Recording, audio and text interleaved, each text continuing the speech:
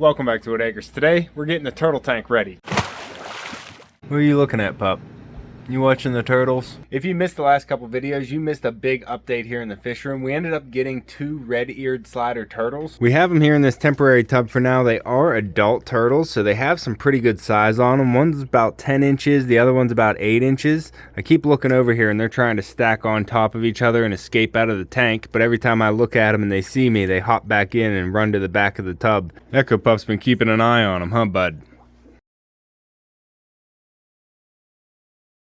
I have good news. The 110-gallon turtle tank has passed its third and final water test. We were completely dry around the whole tank and it's been 48 hours filled up to the top. Puppy, quit whining about those turtles. They're moving around and they're making noise and you want to see them, huh? I did go back to the guy's house and pick up this base for the tank. I didn't originally think I was going to use it, but once I got the tank back here, I figured it'd be a little bit nicer if I raised it up a bit. And now that we know the tank holds water, I can get everything in position against the wall, so I'm going to have to drain that whole tank out so we can get this base piece back in here against the wall and then the whole tank set up on top of it. This is the hood piece here that the lights go into, but I don't know if I'm going to end up using that. I want to keep as much water in the tank as possible, so I'm going to be making an above tank basking area for the turtles. Up up. What are you doing, boyo? So as I drain all this water out, I am going to do a water change on the turtle tub here, give them a lot of fresh water, and then we can get this whole setup in position against the wall. I'm going to drain some of this water into the turtle tank here, give them some fresh water. Up. Once this fills up some, I can actually siphon some of the water out and do a water change, but it's too low in the tub to get a siphon going, so I got to fill it up a little bit. Buddy, you like turtles? I don't want to fill this too high to where they can't escape though, so I got to leave it a little bit low. And I'm not trying to waste all this water, so I'm going to fill up my jugs here with some of the water coming out. What are you doing, pup? I better not see a turtle bite your nose. So we used 110 gallons of water for a water test, so it's not technically wasted, but I do want to get another use out of it. Instead of just draining it all down into the drain, I'd rather do a water change on my tanks here and get some fresh water in them. So I'm doing a water change here on the 20-gallon rack for the albino frogs down here, as well as the platies and the other German blue ram, the bisher, and the thick-lipped gourami in here. And I'm just going to do about a 5-gallon water change on the 20-gallon tanks here. You can definitely see how much tannins come in the water when you put real wood in the scape. Okay, that's plenty, that's plenty. I'm actually below the heater. I don't want to be below the heater. I gotta unplug that heater so it doesn't run. Off. So most aquarium heaters are supposed to be submerged at all times. They're never supposed to turn on when they're exposed to the air. They could blow up. Some of them do have a dry shutoff feature, but some of these smaller, cheaper ones definitely don't. So you just want to be mindful of that whenever you're doing a water change, and you don't want your heater blowing up and sending glass all through the tank. Alright, now I'm going to show you a trade secret on how to get water in the tank from a big jug. You take a sock, roll up the toe a little bit, and then invert it inside out. Now you got a ball here, put it right over the top, and then you can pour.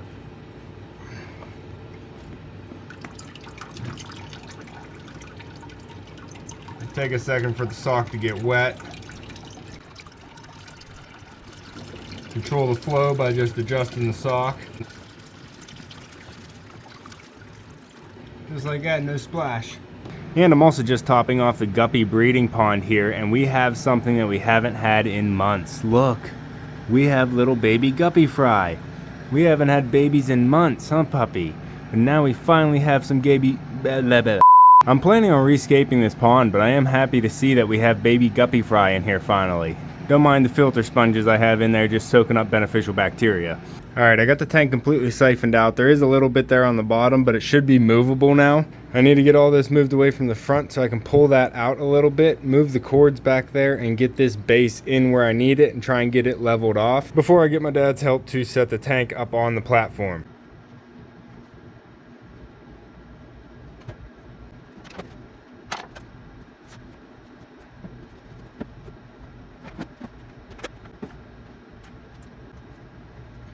Alright, well when I flipped this wood over, I took a closer look at it. It's hard to see because they're small, but this wood has termites in it. I need to get it out of the house now. Alright, Echo, come on. It's far enough away. We're going to leave it out there for now. Come on. Alright, that was really good that I found out that wood had termites in it before I got it installed here. The rest of the stand should be good with the wood. It came from inside the guy's house. He didn't use that base, so he had it laying outside in the yard, and I know that area where it came from does have termites. And I think I got them all cleaned up, so we should be good now. Well, I guess I'm gonna have to take some measurements here and actually build a base for this stand, try and find some wood out there in the shed and see what I can come up with. Alright, we found some boards that we can use here. These are all pressure treated 2x12s. I didn't have anything long enough to go across the back to make one full length piece, so I'm gonna make these two boxes like you see here.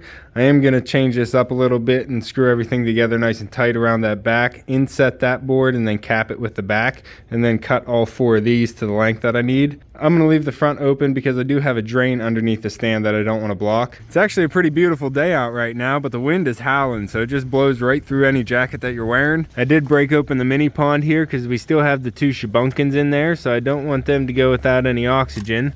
I guess it's still open there where it's flowing in, but everything else is pretty much frozen solid. I know those shabunkins are still doing all right in there though. Echo, you lost the golf ball. And we are starting to form some ice on the pond. We got some icicles coming down the waterfalls. But we have the bubblers going in here, so we shouldn't have the top of the water freeze off as solid as we did last year. The fish are still doing good in there. I haven't seen the bass in a little while, but the bass is always hiding. And I still have the geyser shooting straight up, so you can see the rocks that surround the geyser are completely covered with a shield of ice, which I think is really neat. That is a solid cap of ice on this thing. It's like a turtle shell.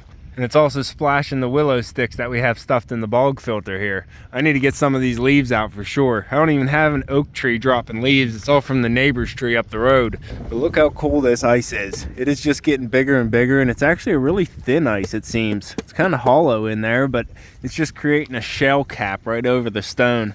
Neat. It is supposed to be cold all week, so we might get some more ice around the shallow areas. There it is, puppy. It's going. Adding to the ice.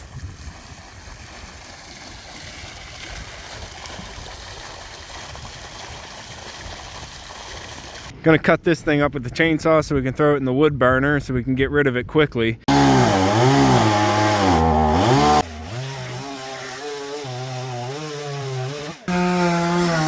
pup.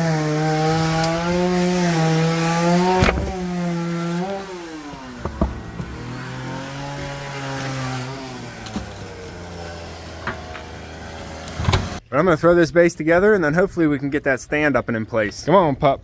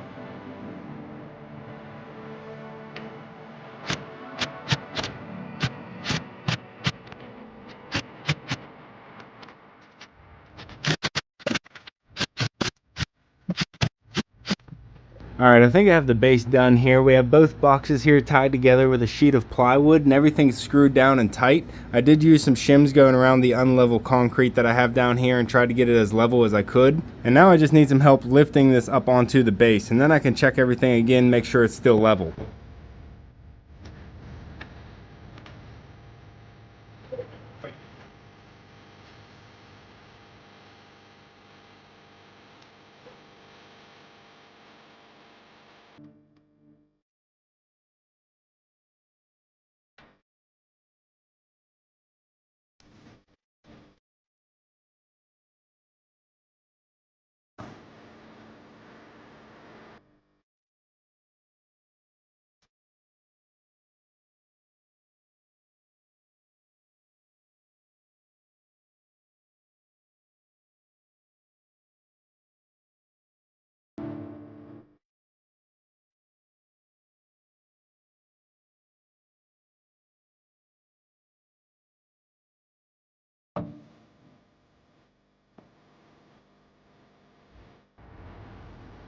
Well, we ended up having to take the tank back off because my build was so unlevel that we couldn't even fix it with shims. So now I'm gonna have to take everything apart and fix it.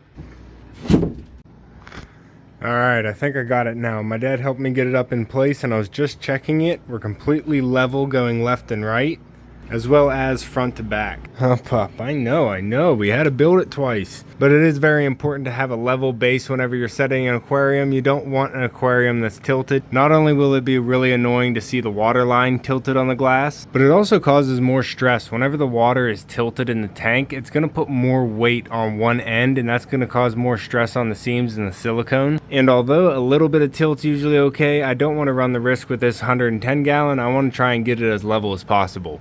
Huh, Pop? Yeah, we did it, bud. We did it. Hey, turtles. What are you doing back there? You guys just hanging out?